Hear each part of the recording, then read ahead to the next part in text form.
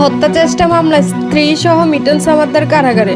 রাজধানীর মিরপুর মডেল থানায় হত্যা চেষ্টা মামলা আত্মসমর্পণের পর চাইল্ড অ্যান্ড ওল্ড কেয়ার্স আশ্রমের চেয়ারম্যান মিটন সামাদ্দার ও তার স্ত্রী মিটু হালদারকে কারাগারে পাঠিয়েছে আদালত।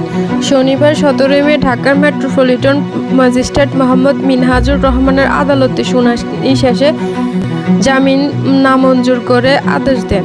বলেন, গত 6 মে আদালত এই মামলা অভিযোগপত্র আমলে নেন। আগের দিন 7 মে তারা যান নেই, যে কারণে মিটন সামাদ্দার উপস্থিত হতে পারেনি। আমরা সময় চেয়ে আবেদন করেছিলাম, কিন্তু আদালত তা নামঞ্জুর করে মিটন সামাদ্দার ও তার স্ত্রী মিটু হালদারকে বিরুদ্ধে গ্রেপ্তারি পরোয়ানা জারি করেন।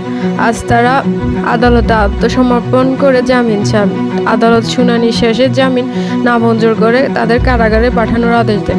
পরে রিমান্ড শুনানি শেষে ঢাকার মেট্রোপলিটন ম্যাজিস্ট্রেট বেগম শান্তা আক্তার আদালতে তার 4 দিনের রিমান্ড দেন। রিমান্ড শেষে 9 মে তাকে কারাগারে পাঠানো হয়। কারাগারে থাকা অবস্থায় মারধরের আরেক মামলায় তাকে গ্রেপ্তার দেখানো হয়। পরে 3 মামলায় জামিন কারামুক্ত হন। পরে তদন্ত শেষে মিটন সামাদ্দারের বিরুদ্ধে হত্যা চেষ্টা মামলায় অভিযোগপত্র দেন ডিবি পুলিশের পরিদর্শক আতাউর রহমান। এই মামলায় মিটন সামাদ্দার ও তার স্ত্রী মিটু হালদারকে অভিযুক্ত করা হয়।